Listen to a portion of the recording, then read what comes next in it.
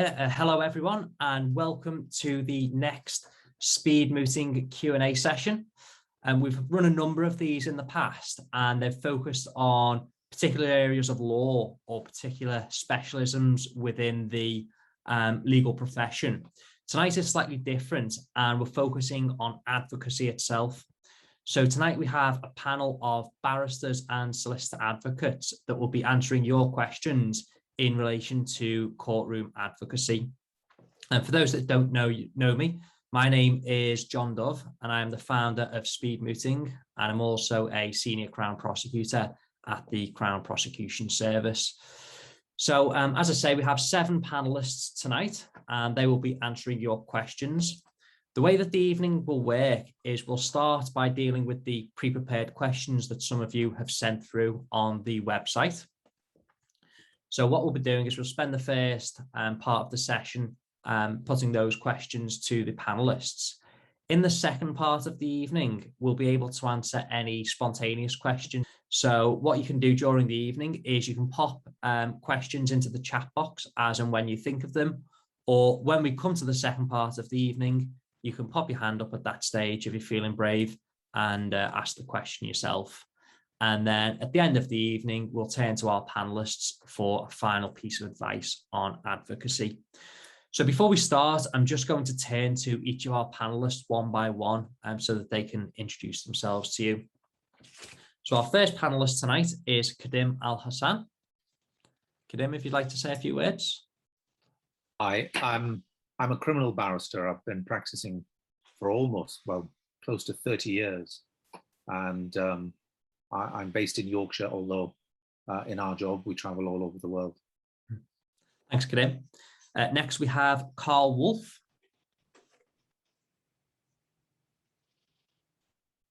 Good evening. I'm a solicitor advocate. I've been practicing for just over 27 years. I specialise in criminal law, and I work in-house for a solicitors firm called Noble Solicitors. Thank you, Carl. Next, we have Callum Brook. Hi, I'm a family law barrister, practice out of Manchester, specialise in child protection and deprivation of liberty safeguards. Thanks, Callum. Next, we have Alan Robertshaw. Hello, yeah, Alan Robertshaw, practicing for 26 years now, originally crime and military, but now mainly do animal rights and art law. And officially I practice at Goldsmith Chambers in London, but I live in Cornwall. Thanks, Alan. We have Alice Kuzmenko. Hi everyone, I'm a barrister at One Crown Office Row. I'm 1 year into my tenancy, and I do a mix of sort of personal injury, clinical negligence, and sort of general public law, and anything else I can get my hands on at this early stage of my career. Thanks, Alice. We have Jamie Hill. Good evening. I am a barrister at 9 St John Street Chambers in Manchester. I was called to the bar 5 years ago by Middle Temple. I just do personal injury. Thank you. And last but not least, we have Pritti Gihair. Hi, good evening. I practice family law, and I'm at St John's Buildings based in the northwest of England and north coast of Wales. Excellent, thank you. So those are our panelists for tonight.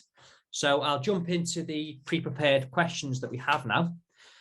So the first question that we have tonight is, what is the best skill to have as a good advocate? So I'm going to turn to Khadim to start us on this one. Most difficult question of all, I suppose. Other than the simple, straightforward answer, somebody who has a good basis of preparation, research skills, attention to detail. But I think what you really want to know is what makes a good advocate, and it's somebody that understands people, got a good communication skills, that is able to understand people when they come to the witness box, or even when you are seeing them in conference. But normally you would expect people who are good advocates to be orators, but that's not the only skill that you need to have. You need to be able to have good written skills, because advocacy is also about presenting your arguments on paper. Thanks, Tom. Thank you. Alan, do you have anything to add? Yeah, I mean, I think Khadim's covered the sort of the tactical side of it about, you know, you need a lot of skills that all come together, and, you know, but advocacy is the art of communication. One way of sort of encompassing this is to give a general overview. As advocates, we tend to see cases as battles to be won. Whereas for judges, cases are problems to be solved. So your skill should be helping the judge solve the problem. And what do I mean by that? Well, first of all, identify what the problem is. Make it really simple what the judge's job is that day, because judges don't have time to read into papers and things, you know, you'll be lucky if they've even read your skeleton argument these days. So identify what, you know, who are the parties? What are they rowing about? What does each side want? What are the issues that need to be resolved? What is any relevant law that might assist the judge there? Any relevant tests? What is the evidence in this case? What is in dispute? What isn't in dispute? What bits of evidence might be, you know, help the judge make the decision? All that's fairly neutral. I mean, it's the old cliche that you should almost attempt to write the judgment that you're hoping the judge will give. And then at the end, it's when you're sort of saying, right, having set all this out, if you, you know, do this and do that and do that, I'm sure you will find that actually your decision falls down this way. Apart from anything else, that helps you focus on the case itself, and it helps your case preparation. And a good thing there is, quite often, once you've actually done that exercise, you might identify and sort of go, here are the strengths and weaknesses of my case. Sometimes when you actually do that, when you think like a judge will need to think, that's when you start having to give your client realistic advice about whether they should even be going to trial. Nice logical advice there. And lastly, I'm going to turn to Alice. Obviously, you've got lots of mooting experience. So do you have anything to add? Yeah, I'd say adaptability. And what I mean by that is being able to take into account the evidence you've been hearing over the course of a trial, perhaps using the judicial interventions that maybe with the judges made comments to the other counsel. So you want to take that into your stride as well. Being able to move around your arguments without getting lost or anything like that. And definitely being able to pick up on the weaknesses that have been highlighted from the other side, and then, you know, be able to prop yourself up. And those are things that you might not, as good as your case analysis might have been to start with, all of these factors, you might have just not been able to have foreseen it for some reason. And you need to be able to be flexible and adaptable to make sure that you can use all these new things coming out to strengthen you. I think that's what I think for me is quite a big one out there, skills. Thank you. Okay, great advice there from all of our panelists. We'll turn to question 2 now. What are the common mistakes made in advocacy? I'll turn to Carl first for this one. Well, I have a list of 5 that I'd noted down. The first is not looking at the person you're speaking to, whether that's the judge or the jury or the witness. It's very easy if you're reading off a piece of paper or looking at a statement to forget that actually advocacy is about interaction. And you get a lot from looking not only at the witness and listening to what they're saying, but also seeing how they react. Many times you'll see a witness sort of look around the room or look over to somebody in the public gallery, or if it's a police officer, look over at somebody else, the officer in the case. And sometimes you can pick up on things which, you know, you would have missed if you hadn't have been observing carefully. So that was the first thing. The second thing is not listening to what's being said to you. Sometimes you have a case theory and you are focused, extremely focused on putting your case in the way that you have prepared. And as Alice said, sometimes that goes out the window because a witness says something or the judge makes a comment, and all of a sudden you've got to be able to adapt. And if you're not listening, if you're just focusing on what you want to do, you'll miss something. The third thing is speaking too quickly. It's very common, particularly when you're new, particularly if you're nervous, and all of us get nervous. Even I get nervous. You still get the butterflies in the stomach. We know that's excitement now rather than nerves. But speaking too quickly, not allowing the tribunal, whether it's a judge or the jury, to take in what you are saying. Because if you speak too quickly, you trip up, your brain moves very quickly, and you will miss something. Speaking slower, speaking slowly allows you time to focus. And if you've missed something, you find that your brain catches up. The fourth one that I've got is forgetting that you need different styles depending on who you are speaking to. For me, I'm primarily a trial lawyer. And if I'm speaking to a judge in a legal argument or in answer to a question, I have to be very formal. The judge wants me to be technical and to the point. But when I'm speaking to the jury in a closing speech, for example, I try and be a bit more conversational, try and be a bit more down to earth, because you're trying to gain a connection with the person you're speaking to. And that moves over to the client when you're taking instructions either at court or beforehand. And then the final thing that I've got here is trying to be somebody you aren't. And whether that's putting on an accent that's not really for you because you think you need to sound posh in front of the jury, or trying to use big words when actually that's not really your thing. If you are yourself, then you're going to be comfortable. There is no one perfect style of advocacy. Everybody is different. You can read as many books as you want to, but when it comes down to it, you will work out what works for you, and that's because you are unique. So trying to be somebody you aren't will very quickly trip you up. Great pointers there. You've covered a lot of ground, so I don't know if there's much to add, but Jamie, do you have an answer to this question? What are the common mistakes in advocacy? Well, they've been covered comprehensively, and what I was going to say was very much about the first few points, particularly in relation to the fact that advocacy is a conversation, not a speech. Even though you're the only one speaking, you actually want to engage with the person that you're talking to. So you need to listen and look at them and be receptive as well. You may make a point and you'll know it's not gone down well just by body language or something, very minor change in approach, or the judge just stops writing because they just think I've heard enough of this, or whatever it is. So you just need to be receptive to that. But those points have been covered. So the only thing I would add is the old obvious point, which is all good advocacy starts with good preparation. And I'm sure we will have all been in court and seen people who are good advocates.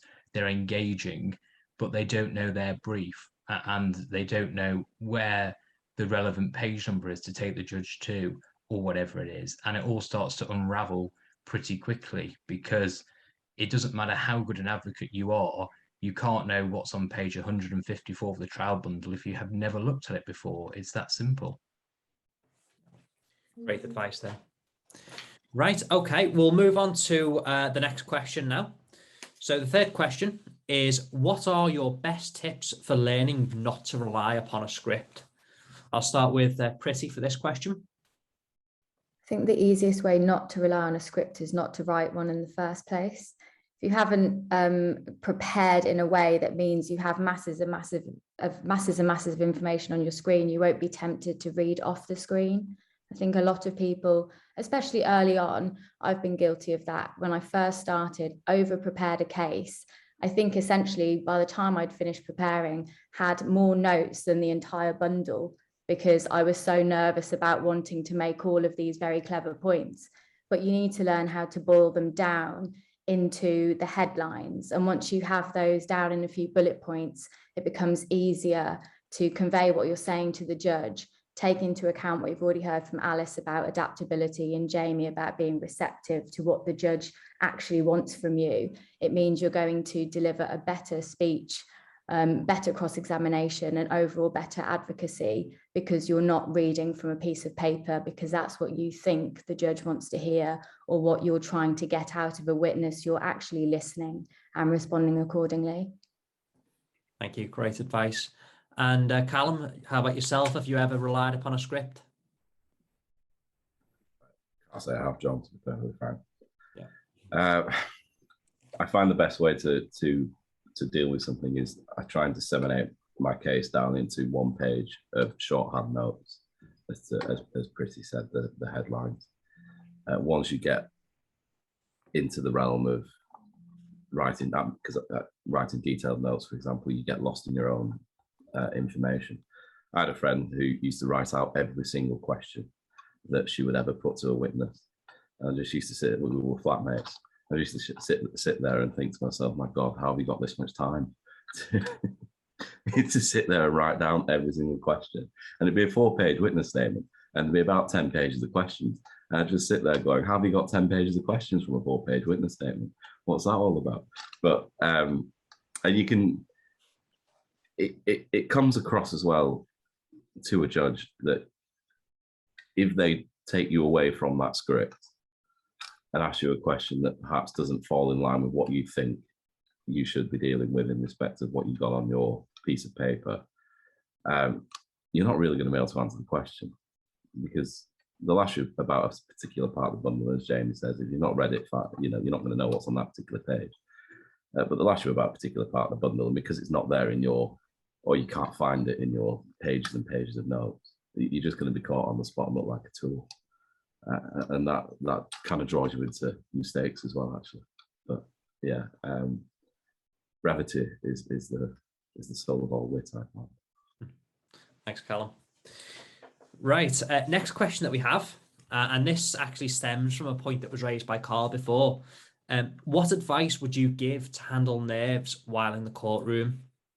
Does anyone want to jump in on this one? I'll just say it's experience. It's just, you can try all the psychological exercises. One thing is, if you have prepared the brief properly, and if you have done the work properly and you know you've done that, that will take some of the pressure off. But I don't know. I mean, I don't know what other people's experience is, but yeah, I remember where I used to be terrified going to court. You know, we say about the butterflies in the stomach, and it was nerve-wracking. And then it's almost like when you learn to drive, you know, where initially you're sort of sweating when you're going through traffic lights and being really conscious about changing gear. And then like suddenly one day you realize you've driven somewhere without realizing you got there and you've managed to make a sandwich on the way. And that is very similar to advocacy. All of a sudden, one day you go, hang on a second, why did I ever find this tricky or difficult? That's not to say that there aren't individual cases you'll sometimes feel nervous about just because of the nature of the case. But in terms of, you'll just get familiar, you'll realize judges are human. I mean, and this ties back to what people have been saying about don't be too much like, you know, a barrister. Don't sort of do all the millards and use the flowery language and do it like TV. You are building a rapport, whether it's with a judge or a jury or your opponent, and very much in terms of when you're dealing with the witnesses. And realistically, that is just something that comes with experience, I think. I mean, I don't know if there are any shortcuts. No. The fear does go. I mean, it takes a long time. I mean, I've never liked public speaking outside of the courtroom. But once you get into a courtroom, you just suddenly come alive. It's a strange feeling. Yeah. I think for me, when I started out, a lot of the nerves was the unknown. I didn't know what the judge was going to be like, or in those days, the magistrates. I wasn't quite sure where I was supposed to be standing or what I was supposed to be saying, how I was supposed to address the tribunal. And I found that by going along and watching and just sitting and listening to what people said and how they said it and what they did, that took away some of the mystery for me. And so if I had a hearing at 10 o'clock, I always made sure that I was there when the court started so I could see what the magistrates were like. I had an idea, I chatted to people. And so that helped. And the other thing that made me nervous was, what if I did something wrong? You know, I suppose it's the school headmaster type thing, or the teacher. Are you going to get shouted at? Well, as Khadim said, and Alan, after you've been shouted at by judges a number of times, it doesn't get easier, but you get less stressed about it. And so I think that it's that preparation which certainly helps my nerves. I don't know about anybody else. I can jump in just in terms of a sort of more practical perspective, in terms of obviously experience definitely comes with it, and making sure you know your case definitely comes into it. But once you're actually in the courtroom or about to go in, and if you're still feeling nervous, I find it's quite helpful to sort of ground myself in things other than the case and my own preparation. So rather than looking at your notes for the last, 5-10 minutes before you're going in and sort of obsessing over what I've written at that point, there's nothing else you can really add. So instead, thinking about either talking to your client and trying to distract them, or just even getting to grips with the building and looking around, things like that, that just slightly take you away from the sort of focus on the nerves, because as everyone said, it is something that you will deal with, and with experience and practice it gets better. But while you're in the middle of it, it's good to just try and keep your mind focused somewhere else, just to give you a bit of a break away from it. And yeah, it just stops you from stressing as much. You'll still be nervous and stressed, but it gives you a tiny bit of respite from it. And then once you're actually in the middle of a case, hopefully you should be busy thinking about the arguments that are being made by others. And so you won't have the time for the same nerves. It's the run-up usually that I think is the heart of it. So hopefully that's sort of vague, practical bit of advice there. Yeah, some great points raised there. And I think the key thing really is to think, why are you nervous? So I think with a lot of people, it's a fear of failure, as was sort of touched upon before. And quite often this can come from worrying that you're not going to be right. And it's a natural thing to happen. But the reality is, if you've put the preparation in, if you've read the law, you've read the cases, you know it inside out, then you know that all you can do is really present that argument in court. So if you've done the preparation, there shouldn't really be that worry there. And the other thing is, quite often you can look at more experienced advocates and think, well, I'm never going to get to that level. But the only reason that they're better than you is because of that experience. And it just takes time to build up to that. You'll build that experience in time and you'll get there. So it takes time. The nerves are never going to go away. And as the point's been raised, those nerves are actually, when you learn to do it properly, can be used as adrenaline to actually fuel your presentation in court. I can tell you a nice anecdote, actually. There was a very eminent Queen's Counsel from the Northeastern Circuit. His name was Gilbert Gray, and an exceptional advocate. And once he was doing a case where he was going to go and see the client in the prison, and he hadn't read the papers, which is the worst fear that anybody has. So, well, what are you going to discuss with the client? He goes, well, just leave it with me. So got into the conference room, and he wrote something down on a piece of paper, showed it to the defendant on the other side, and then started to talk about football and everything else. So when we finished, we left and said, you haven't discussed the case at all. Why not? He goes, I said, what did you write on the piece of paper? He goes, I wrote that the room's bugged and we're not allowed to discuss the case. Right, we'll move on to the next question. It's actually quite a specific question on advocacy now. Do you have any tips for witness handling? I would say, again, it comes back to the adaptability point, but expect the unexpected, because witnesses don't always follow logic, for one thing. And if, especially as a cross-examination, you have no idea what might come out of them. So I find it helpful to think about lots of alternative sort of case scenarios, and that way you can, be ready as much as you can be. And also, in terms of how you actually ask the questions of them, as much as possible, and really ought to be always, ask one question at a time. So not having two-part questions, because inevitably what you'll have is a witness who will either get confused about the question, or they'll forget to answer part of it, and it's really awkward going back and you just look a bit more mismanaged. So ask very simple questions where there is pretty much only one way it can go, and then be ready for some bonkers answers and adapt. So if you have your 10-page or whatever list of questions, as Callum suggested, then you might be in some trouble if you don't know how to progress from one stage to another if you get a weird answer. So that, again, adaptability, I think, definitely happy with my answer I gave earlier on that.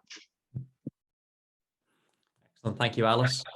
Anyone else want to jump in on cross-examination? I would just say that for me, the most important thing is control. You've got to have control of the witness, and particularly with cross-examination, when it goes wrong is when the witness starts taking control of the exchange and saying what they want to say and going off and talking about what they want to talk about. So you just got to be confident and robust and say, no, stop there. I'm not asking you about that. Or even simple things that aren't very confrontational, but very powerful, such as if you ask a simple question like, it was raining, wasn't it? And they then give a long rambling answer. And then you just look at the judge or the jury and, as if to say, they haven't answered that question, have they? And then just ask the exact same question again, because that just makes them look like they're being deliberately difficult and not doing what you're reasonably expecting them to do. So for me, in cross-examination, it's definitely about control. And that's probably true about examination in chief. You don't want to, you obviously can't lead, and I'm a personal injury practitioner, so I have the joy of just saying, well, if your name's still your name, that's your witness statement, and we don't need to worry about that too much. That was your solicitor who sorted all that out for you, so I can just do the fun bit, the cross-examination. But I still think it's about control. You don't want to be domineering, but you need to get out the evidence that you need to get out. And whether you're going through a witness statement, ticking off bits as it's coming out, or you've got a list of what needs to come out, you need to have sufficient control of the witness to guide them where they need to be. Definitely.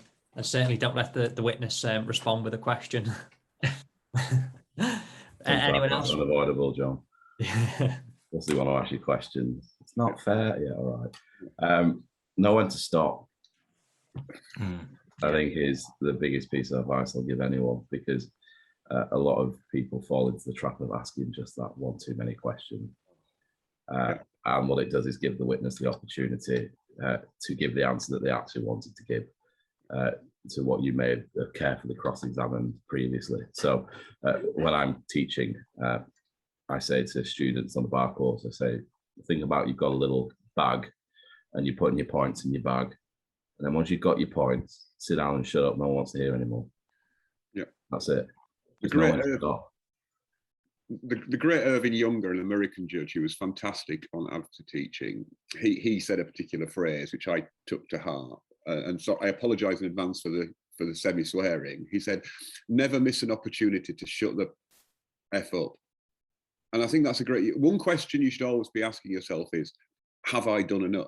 Have I got what, have I done enough? When can I sit down? When can I stop? And this comes back to preparation, because it's so tempting to put every point to every witness and to sort of get every piece of evidence out there. But one question you should always be able to answer immediately is, why am I here?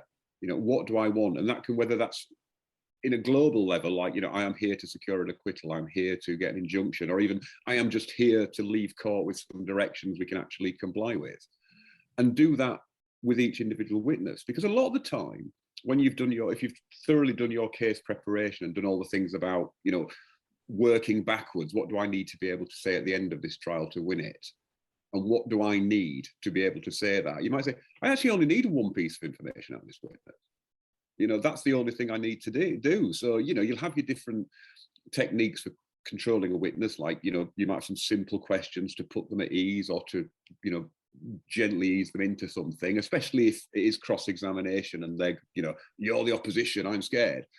Because a lot of the time, you don't need to be that hostile. It might be that it's something that's relatively uncontentious and, you're not trying to trip them up.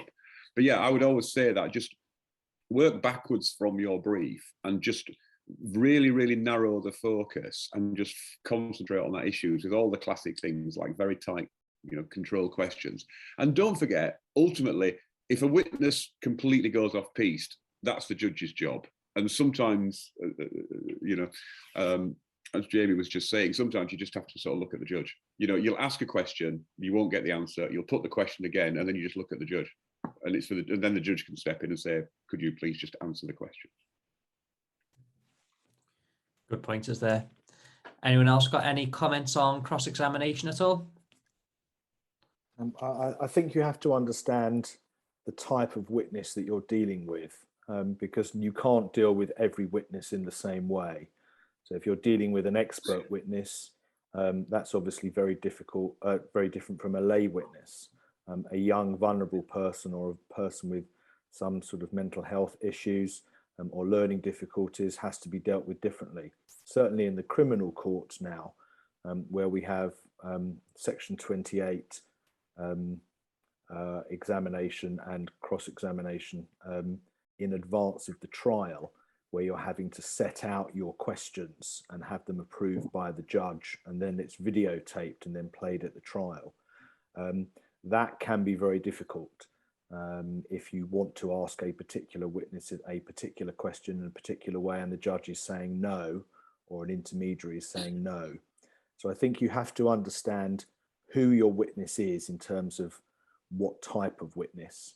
And what I would say in relation to an expert witness, one of the benefits certainly of criminal law is that we are learning, certainly I am learning new things every day. So if a case deals with gunshot residue or deals with bite mark injuries or whatever it may be, you unfortunately have to become an expert on that topic, because if you don't understand it, it's all very well having your own expert. If you don't understand it and the witness tries to go off piste, then you are not going to be able to deal with that witness and you'll lose the point. So it's not just about the case, it's about reading around whatever that witness may be saying. If a witness says this thing happened in a particular area, you either need to have gone to that area, you need to have looked at it on Google Maps or on Street View. You need to be able to say, well, you said this, but you know, there is a telephone box or there is, you know, a big tree in the way. So it's not just about asking the questions based on the witness statement. You need to do more in order to prepare for it. Thanks, Carl. The next question we have actually relates to criminal law as well. So this is probably one for the criminal practitioners on the panel. The question is, during a plea mitigation, is there a more effective order in which to cover areas, i.e. aggravating factors, mitigating factors, personal motivation, etc.? Is it best to concede negative first before highlighting the strongest arguments? So effectively the question is, what's the best order to go through things in a plea mitigation? Well, I'll jump in. Personally, I don't think there is a right or wrong order. As a rule, I try and deal with the negative bits first and end on the positive bits, but sometimes you can't do that. And I think it depends on the case. Sometimes you have to bring out the client's personal circumstances. Sometimes you have to deal with some of the technical issues. For example, why has your client pleaded guilty at a later stage? Or what issues have there been on the way to the sentence? And so I think that as an overall rule, probably I will try and start with the negative stuff and end on the positive stuff. But each case, I think, turns on its own, on its own facts. I think the main thing in the plea and mitigation is to have your list of topics. So, you know, the things that you want to cover. You don't necessarily write it out, but you need your tick box list that I always have in every plea and mitigation. And that is, when did the client enter a guilty plea? What are the sentencing guidelines? And from the sentencing guidelines, what are the positive and the negative points about it? Client's personal circumstances, how that affects the, the case at hand. Why the judge should depart from the guidelines if that's the case. Sometimes it's technical and sometimes you're pulling on the judge's heartstrings if they've got any. Lots of judges don't have them, it would appear. But I think you will, with experience, as other people have said, you'll get to know which judges and which magistrates are interested in different bits. Some judges don't want to hear the negative things because they know them already. They're set out by the prosecution, they're set out in the pre-sentence report, and they just want you to get to the, to the case in point.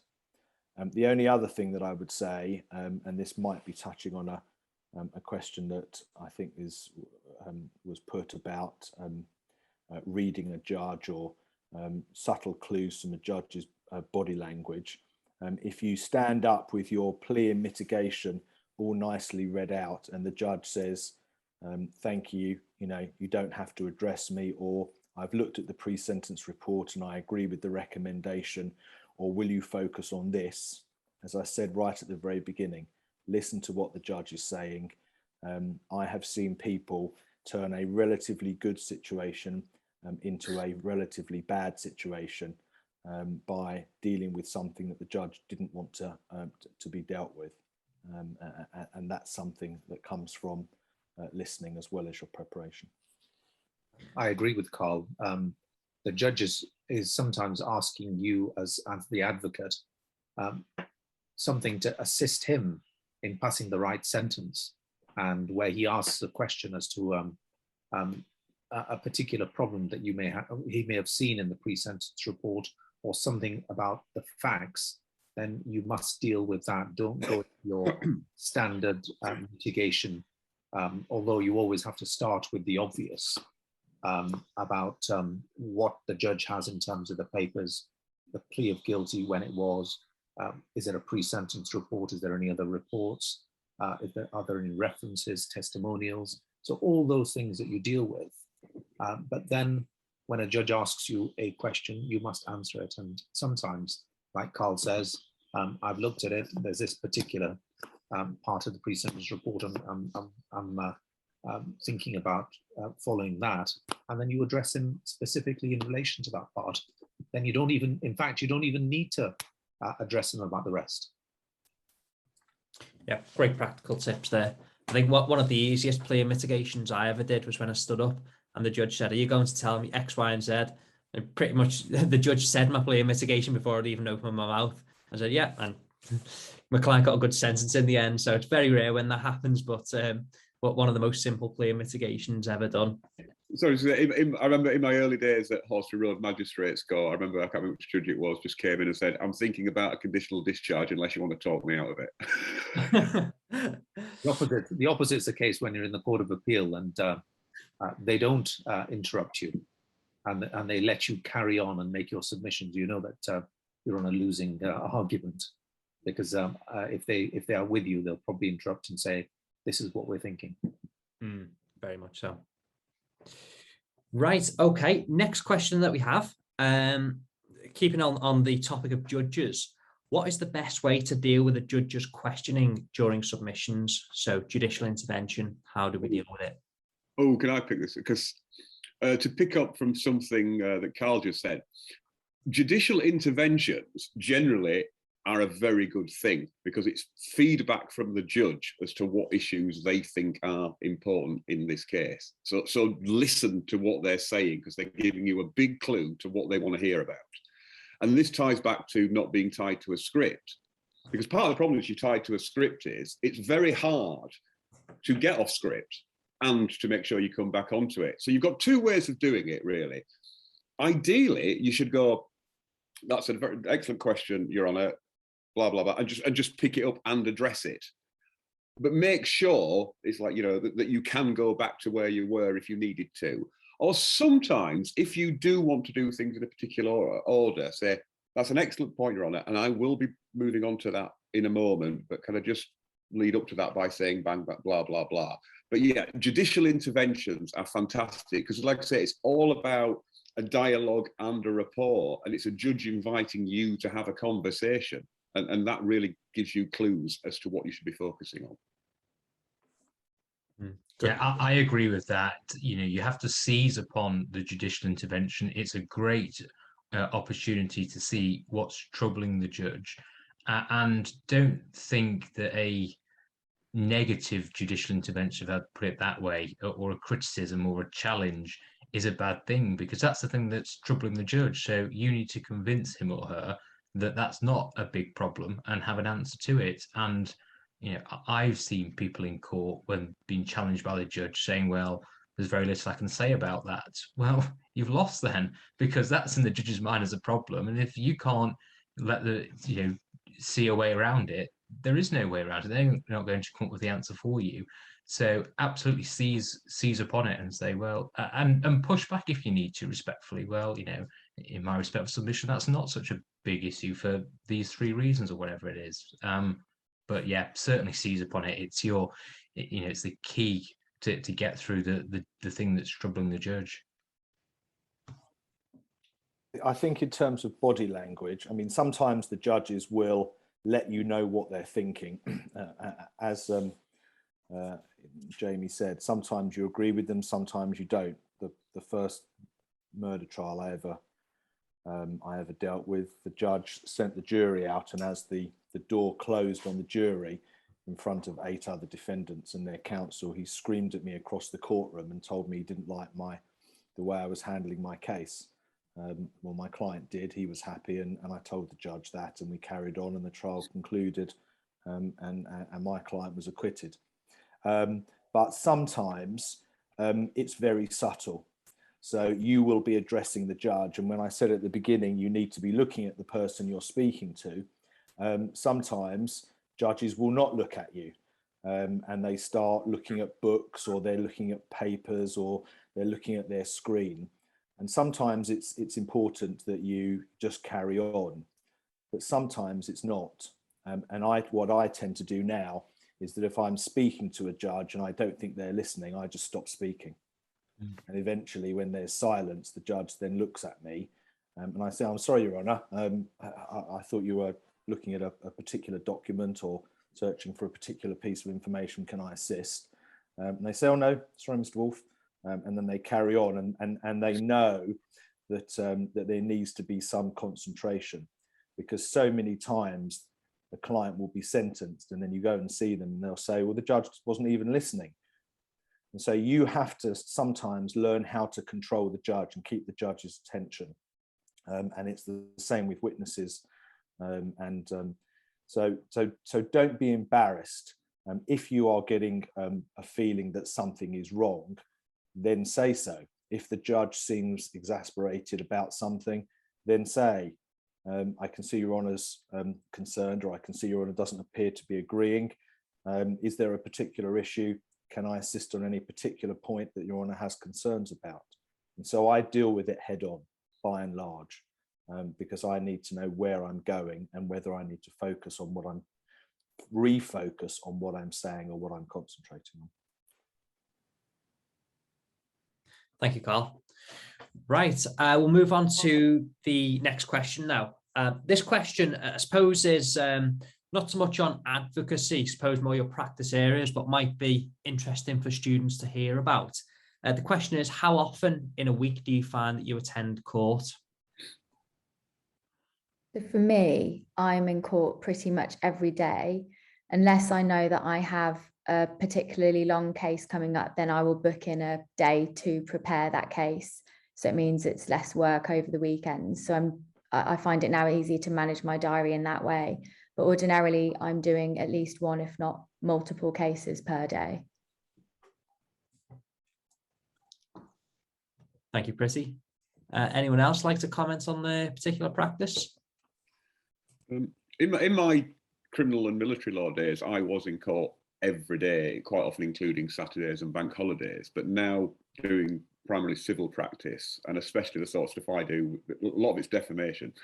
There is this thing that only 3% of issued claims make it to trial. So I am hardly ever in court these days. And I'll be perfectly frank with you, because of the way the cost regime works these days and the way judges are very much encouraged now to do active case management, to be perfectly frank, if you're actually in trial, it means either it's so finely balanced it is almost toss a coin, or something has gone horribly wrong.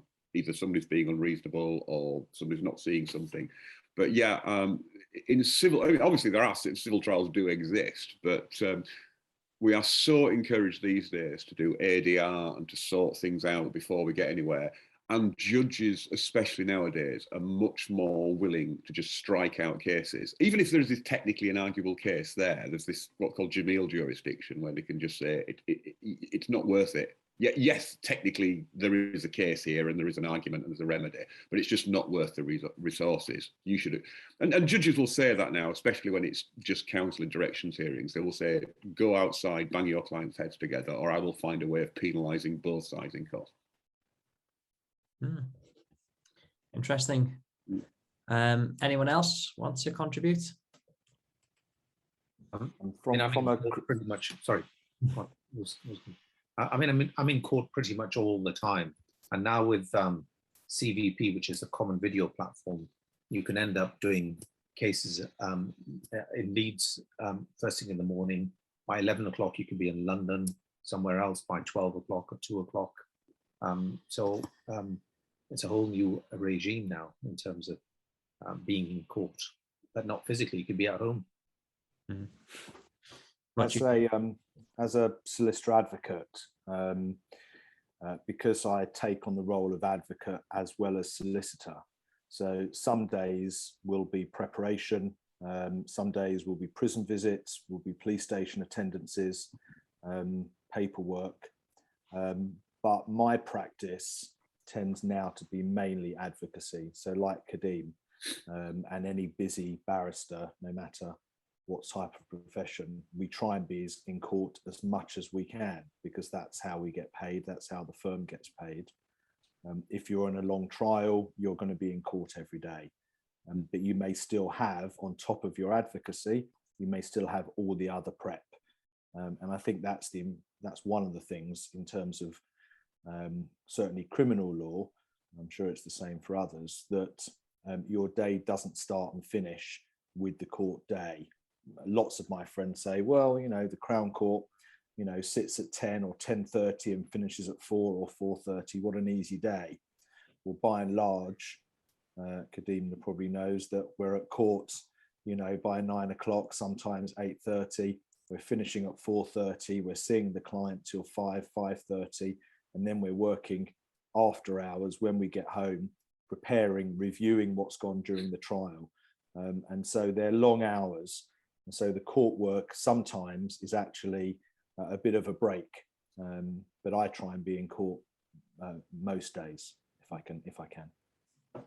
And don't forget, advocacy doesn't just happen in the courtroom. I mean, we are sort of discouraged from over litigating things in correspondence and heating up the temperature. It's all about try and settle this. But that doesn't mean to say that even in a very polite exchange, even if it's by telephone or email rather than a formal letter, you can still be making the points. You know, like, dear Bob, I'm sure we can get this together. We don't want this to go to trial because, yeah, I understand what your client's saying, but let's face it, we're going to be able to say this, this, and this, and the judge is probably going to say this. You know, you are constantly trying, because you know, you're trying to get the result from your client, and sometimes they will say, I want my day in court. And we go, no, you don't. No, you don't. I mean, I overuse a phrase a lot in regards to costs, because the BSB insists we are transparent on costs, and they said, what's your cost information? And mine on my website literally just says, it's a quote from Daniel Defoe, I have been ruined but twice, once when I lost a lawsuit and once when I won one. And I point that out to people and say, you know, I can get you the piece of paper at the end of the day, but it won't have been worth it. So, you know, that's like saying, I don't want to sort of say we never go to trial and we never, you know, actually do courtroom work. But yeah, advocacy, it's a constant thing, because again, it's the art of persuasion. And if you could persuade your opponent to settle or throw the towel in or come to some sort of arrangement, then, you know, that's advocacy. Yeah, good point there. Right, okay, next question that we have. Has your style of advocacy changed the longer that you have been in the job? Mine definitely has. Coming on the point that I made earlier, coming from a mentality of I have to be a certain way, I have to act a certain way, including how I dress, how I speak, I've changed a lot, because now I'm much more relaxed into my own identity as an advocate. I'm not trying to create the persona of a barrister thinking I need to be incredibly posh and use very long, complicated words. I and Jamie and Callum have both been against me, so they can probably tell you I'm very much the same in court as I am here. When I speak to my friends, I'm probably not that informal, but I don't change much. This is how I speak, this is how I act, and this is often how I talk to judges. And you do find actually when you are just yourself, judges respond much better to you. And I had it today in Manchester. I was in front of a judge who I've actually not been in front of before, so I had no idea what she would be like. And in pre-hearing discussions, everyone warned me that she was going to be awful. So the anxiety, as you can imagine, started to build, the anticipation, and that is often the worst part of it. And I got in and I was just exactly myself. I said, this is what we're here to do. This is what we haven't done. Sorry. And I think that's a key point as well, holding your hands up when something hasn't been done. Because the judge knows it's not been done. There's no point in trying to pretend or beat around the bush. So often, if you're honest and apologetic, it gets you further. And I've learned that along the way as well, rather than trying to pretend everything's fine, not only in the case, but in who I am. I've dropped all of that. Now, this is exactly how I present my cases to court and to judges. And if something hasn't been done, I'm very honest about it. And often they're much happier and respond much better to me because of that. Because I know judges see through the facade that we often try to put up. And most of us do that when we first start. That comes back to, I think, what we were saying earlier about the experience. And the more experience you have, not only yourself, but in front of different judges, you feel more comfortable knowing what points to put and how to put them. Yeah, excellent points there. It makes the job so much easier if you are just authentic when you're in court. I don't think. I think. Sorry. Just say I don't think that style in itself is particularly linear, and I think you adopt your style to the particular case that you're doing. You know, going back to the witness handling point, there may be a witness that about 3 questions is going to set them right off. There'll be a witness that you're going to have to be nicey, gently with. There'll be a witness that, from reading the papers, is a particularly distasteful individual, and so you feel like you want to really go to town on them. So aside from your own personal style, in a sense that we're all different, and we all and sometimes you'll pick up different things from different people. You think, oh, I like the way that person did that, so I'll try and make that amalgamate into my own practice. But I think there's obviously a difference between your personality and the style as the way you present a particular case. So if you're asking the question, is my style, has my style changed in terms of my personality as an advocate? Yes, it has. Does my way I present the case change on a daily basis? Yes, it does change on a daily basis because it's dependent on the case that I'm doing. I will be completely different for a local authority than I am if I'm representing a parent.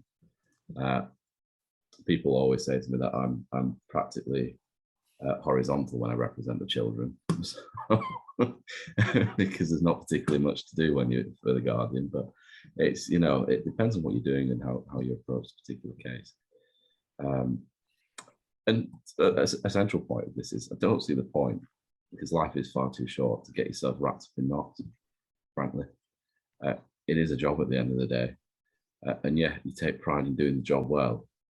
But there's no point doing yourself harm by getting yourself completely in a state over how sometimes particular judges are going to be. They are going to be horrible to you. Well, they are horrible to you. They're horrible to you. You just can't be. It's got to be water off the duck's back. To a degree, some judges are so horrible that you'll complain about them. Touch wood, I've never had to do that. But like any job, there's horrible people in it and there's decent people in it. I think the best way to go about the day-to-day life is to try not to fall out with everyone. I think that's the best you can probably do. Yeah, very good advice there, Callum. Right, I'll just turn to one more sort of pre-prepared question before I turn to yours. And somebody that's asked, can you talk us through how you prepare for a case? So from receiving initial instructions through to preparing submissions for court. Does anyone want to talk us through the preparation process? Well, I suspect everybody has their own different approaches.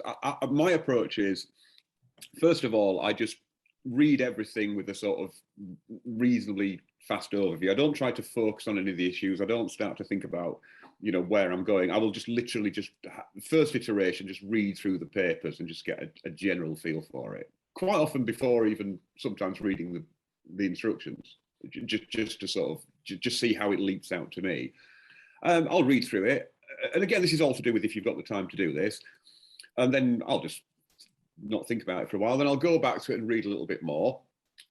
And then once I've started to get a sort of rough idea, I work backwards. Like I say, the first thing I need to do is I work out is, what am I trying to achieve? What do I need to be able to say at the end of the trial to persuade a judge to do that? So I effectively work out, I don't sort of write the full submissions, but I'll do, here are the key points I need to make.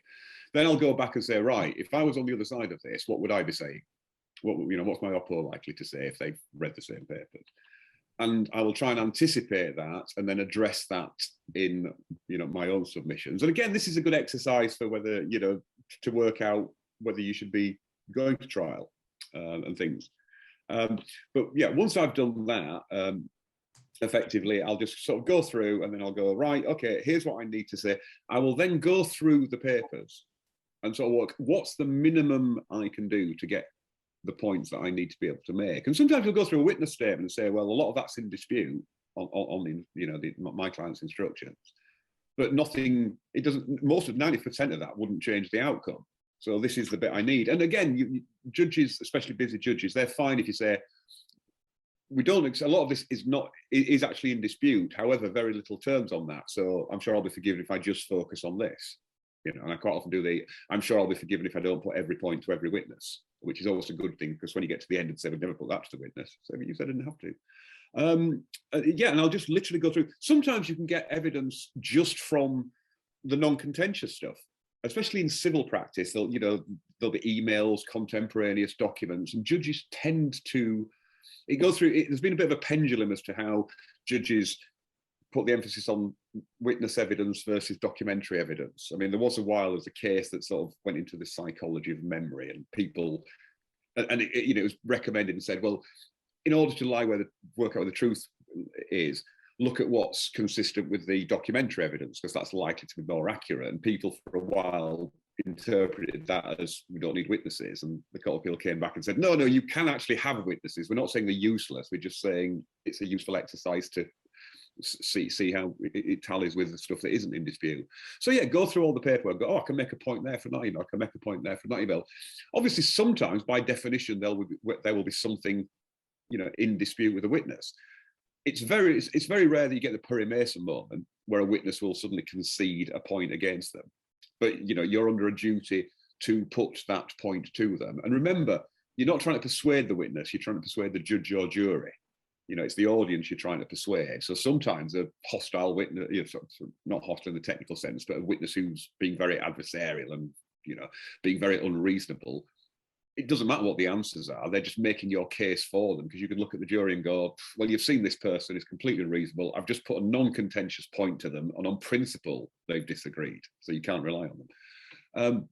But yeah, that's pretty much the way I do it. Sort of, brief initial overview, secondary overview, then actually focus on what I'm meant to be doing. And then basically, here's what I need to say. What's the bare minimum I need to do to be able to say that? So that's very much my approach, but other approaches, may vary. Thanks, Alan. Anyone else have anything different to say, or are we all relatively similar to that? I was just going to add, I mean, my approach is actually very similar to Alan's in that I more or less start with the end. What will I want to be finishing on? Because then that tells him what I need to get out of either the witnesses or the papers. But I tend to start with the instructions first, because often there'll be something that maybe a solicitor, raises, and it might be an urgent matter, which you won't think to otherwise. And it might be that you need to deal with something earlier than perhaps you were booked in to do, or there might be some aspect of the evidence which is only in your instructions for some reason, and it could actually change your whole perception. So I find it useful just to have the instructions first, just to see what do I need to do, when do I need to do it by, And then I think I follow actually a very similar approach to Alan for the rest of it. Yeah, I thought I just mentioned the instructions and the dangers of accidentally missing something. Of course, it's funny because we keep saying to people it's all about preparation, reading. Half the time, especially in my practice, the instructions are literally, here's a carrier bag full of papers. Counsel is instructed to use best endeavours to achieve whatever it is that whoever we're representing wants. Sometimes, anecdotally, yeah. I personally have been I've been quite lucky with my solicitors thus far. I tend to have a decent overview of the facts, and there'll be things where, oh, with this, our witness has raised this particular issue that we want considered, or we've noticed there's maybe a limitation thing. If so, can you reply with your advice sooner than, something else? So maybe I've been quite lucky, but it's just helpful sometimes to just see the instructions. There's no surprises. And then if they are as useless as best endeavors, then you can just continue with the rest of the process anyway. But again, we also say, like, preparation. Of course, in your first days in practice, it's all, I'm going to prepare this. And it's like the clerks will going, you need to be in Uxbridge in 40 minutes. There might be some papers at the court.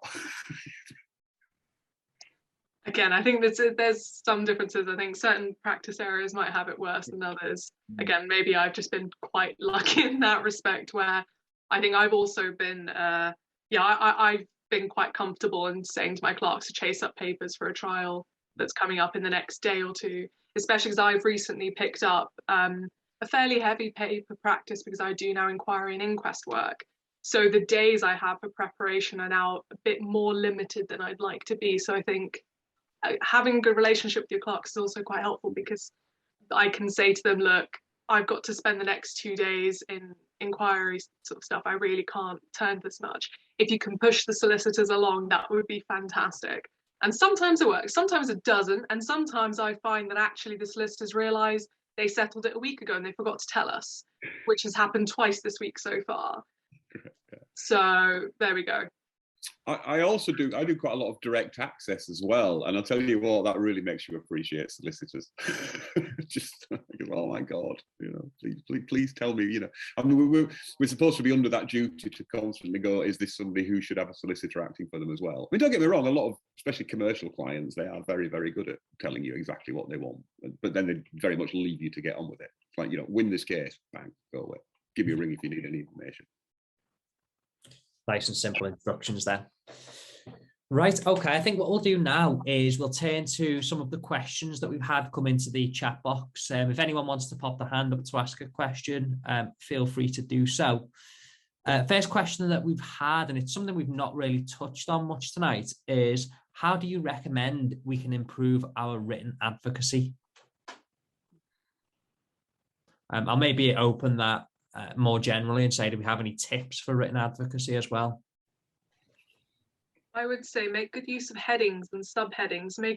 This isn't something that's as easy to do in oral advocacy, but there's very little excuse for having a poor structure in your written advocacy. It should be obvious to anyone coming across the skeleton argument or your written submissions what your topics are and how they break up, how they all link together. It should be obvious. So make good use of headings, subheadings. And in terms of trying to improve your actual style, or to make sure that your actual structure makes sense, in the early days, it's very helpful to maybe have somebody look over and say, have a look at this. Does this seem to have a decent flow? Is this a logical breakdown for you? And try and get some sort of feedback.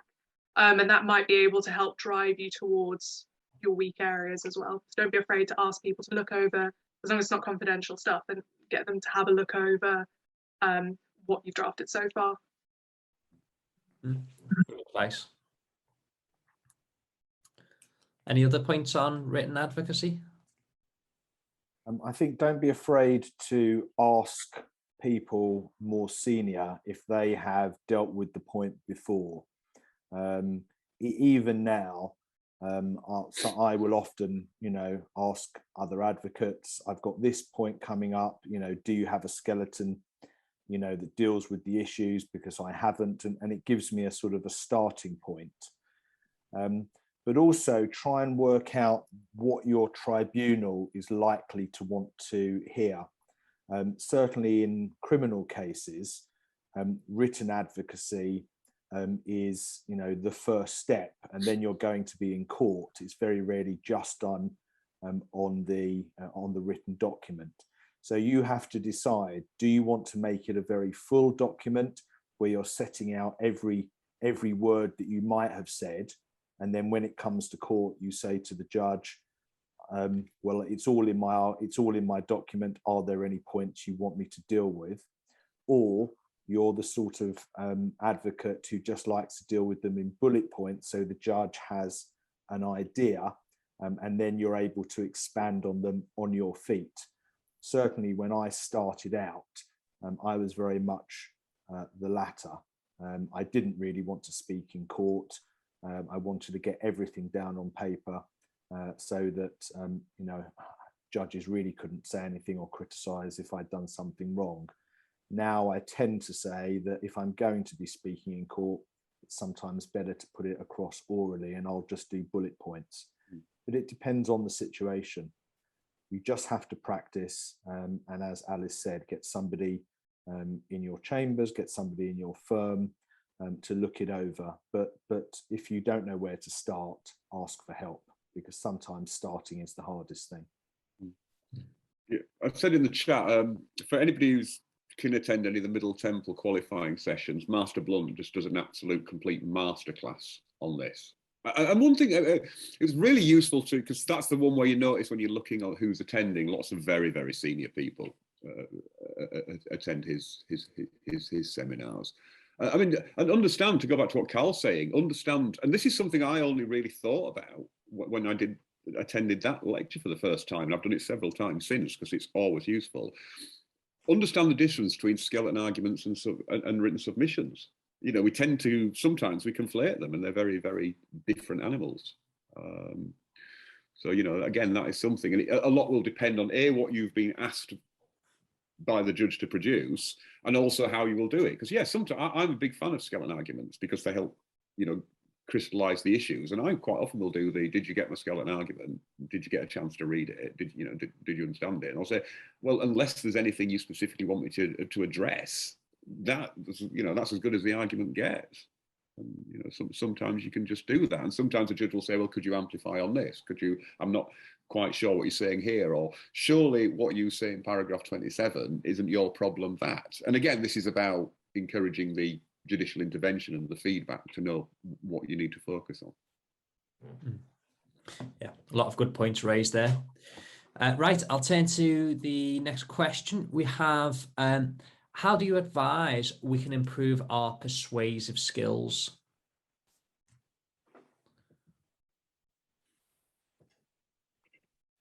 Well, for me, I think it comes with practice. You just have to do it. And sometimes you can be persuasive on one day with one witness, and some days, or the very same day with a slightly different witness, or you go overnight and you're, you know, continuing your cross-examination with the witness the following day. It just depends on the circumstances, but I think it all starts off with you understanding your case and understanding who it is that you need to persuade.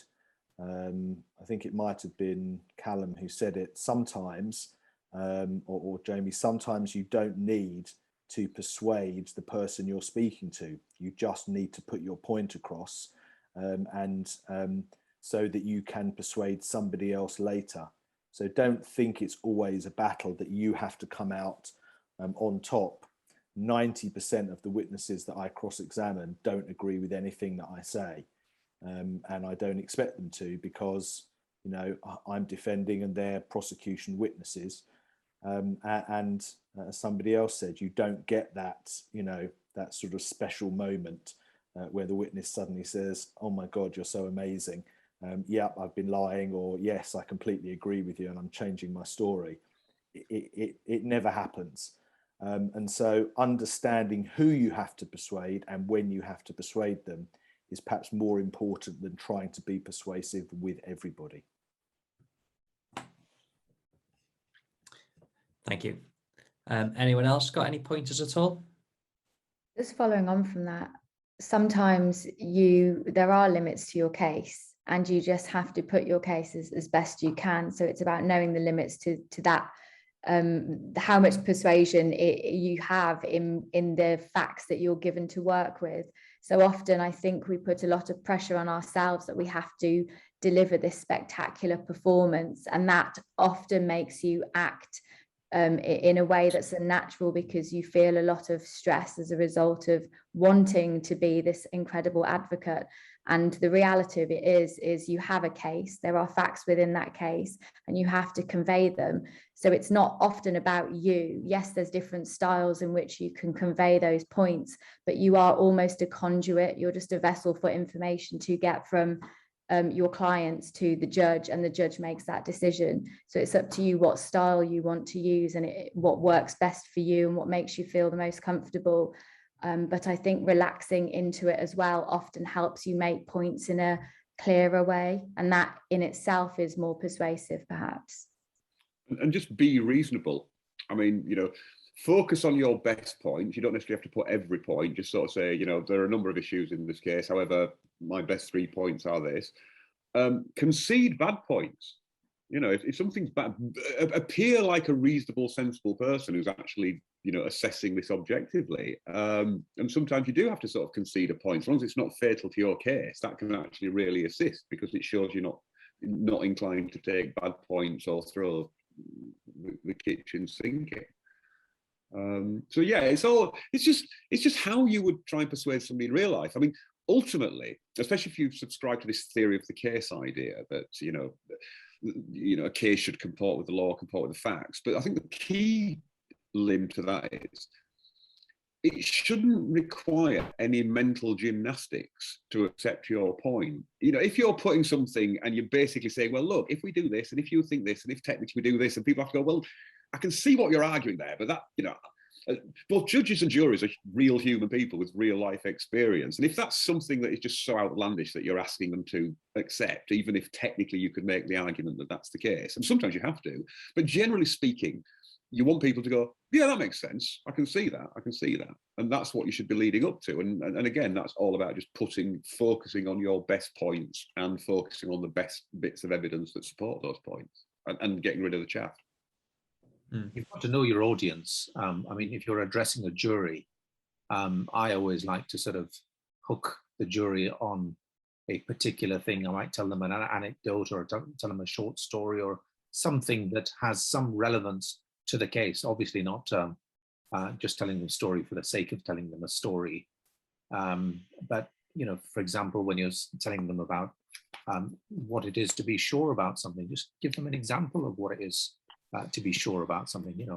Sometimes depending on a jury, I might say, well, Chris Tarrant and Who Wants to Be a Millionaire, when those 4 questions come up, you don't need to wait for the answer. You're sure about something. So you bring them in, and then, sometimes you've got to go and ask rhetorical questions during, your speech, emphasize your points, and also use pauses, slow down, repeat yourself. And that way you become more effective in what you have got to say. But be human, don't, like, it's back to this thing we keep repeating about, don't be too stilted, don't be too much like a cliched lawyer, engage in the dialogue, modulate your voice, as Khadim said, like, pause, give people time to breathe, give people time to focus on, what you're telling them, and watch for the feedback, especially with jury advocacy, because you can sort of spot somebody, and you might, I've done it where you could say yourself, you see some in the background, I see there that you're perhaps not persuaded by that point, but let me explain why, blah, blah, blah. Or, sir, I can see you nodding there. And yes, and this is the key, you can sort of do that. And it doesn't hurt, to be quite likable. I'm not saying that'll ever win a case, but I'll tell you what can lose a case, and that's really being off a jury. If a jury doesn't like you, that is not helping your client. So, treat them like people. And don't be arrogant, because judges lose case sometimes by the way that they treat the advocates or witnesses. And jurors will come back and say, I'm not going to convict this individual because the way the judges behaved. Yeah, all great pointers there. And as you say, it all just sort of comes back to general pointers on public speaking itself. You know, there's nothing sort of magical when it comes to the law. It's how you get across those points, being likable and thinking about how to really engage with your audience and build that rapport there. Once the rapport's there, that's half the battle dealt with. And I think the pause is one of the most powerful things that you can use when it comes to oral advocacy. So whenever you deliver a very strong point, always make a point to pause after it. Allow your tribunal, whoever that might be, to really think about that point that you've made before you move on, and sort of the effectiveness or the powerfulness of that point is lost. Right, what we'll do is we're coming up towards the end of the evening now. So what I'm going to do is I'm going to turn to each of our panelists one by one to leave us with sort of a final soundbite or a final piece of advice, which will be their top tip when it comes to advocacy. So something to leave you with. So what I'll do is I'll go in the reverse order from the way I started. So I'll turn to Pritti first. I was smiling because I knew it was me first. The main thing is believing in yourself and in your own ability, and just saying to yourself, as I still often do, whisper to myself before I start a case, you got this, and genuinely believing it. And remembering that everybody in the process, you, the judges, whatever tribunal you'll have, your clients, you're all human, and you can just do the best that you can with the facts on the day. And once you relax into it a bit more, a lot of it comes with experience. So don't try to put too much pressure on yourself. Once you get into it, the main thing is just enjoy it and believe that you can do it. Thanks, Pritti. Great pointers there. Jamie?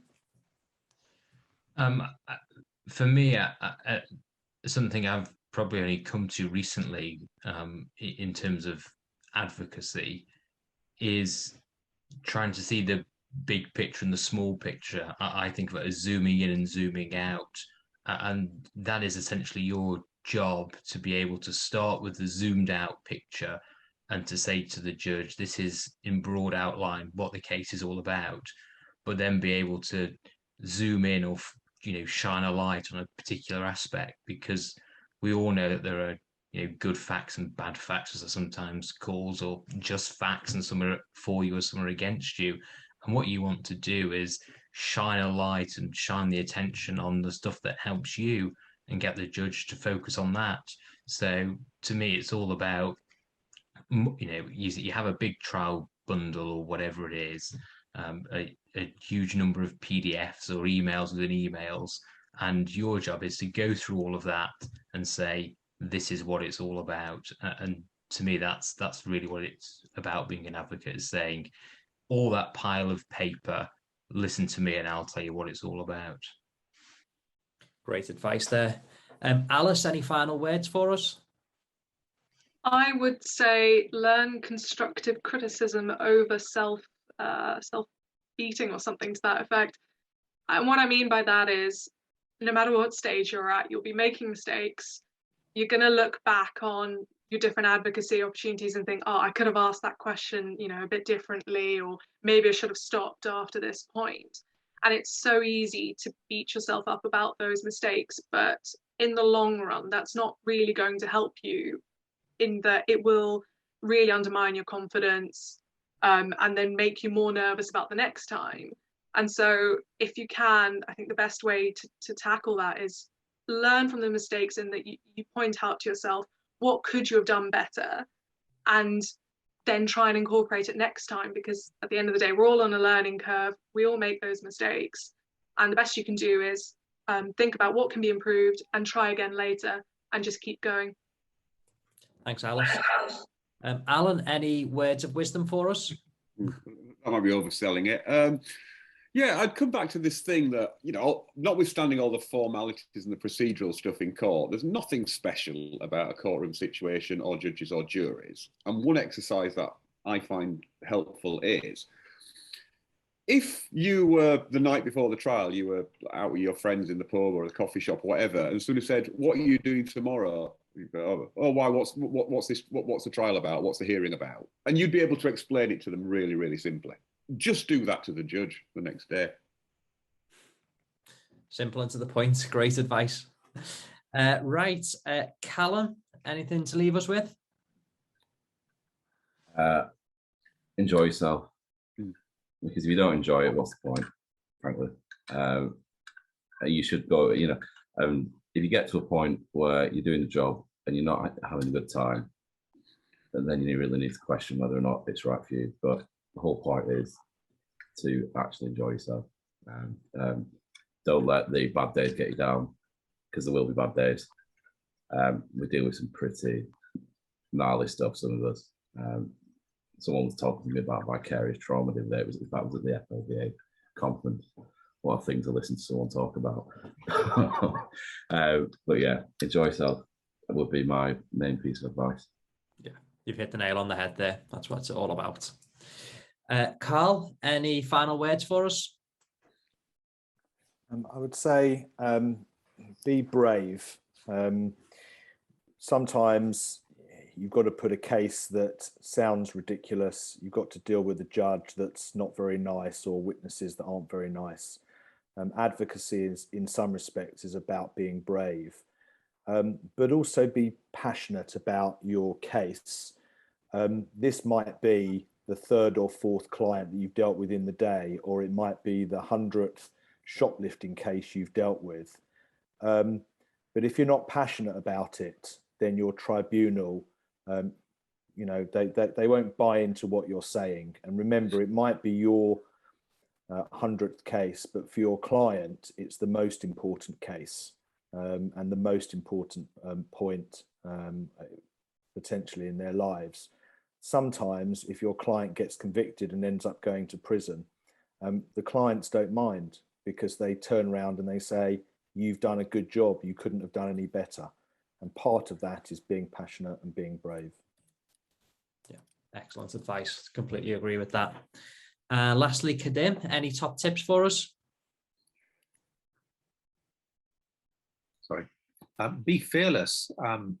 You know, don't let anything or anyone put you off, because you have a job to do. You know what you want.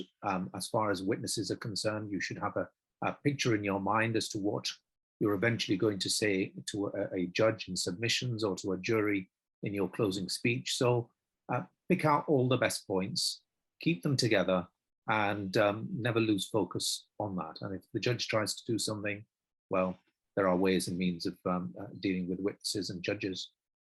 Because at the end of the day, I always sometimes say to the jury, members of the jury, there are 13 judges in this case. Only 12 of you matter.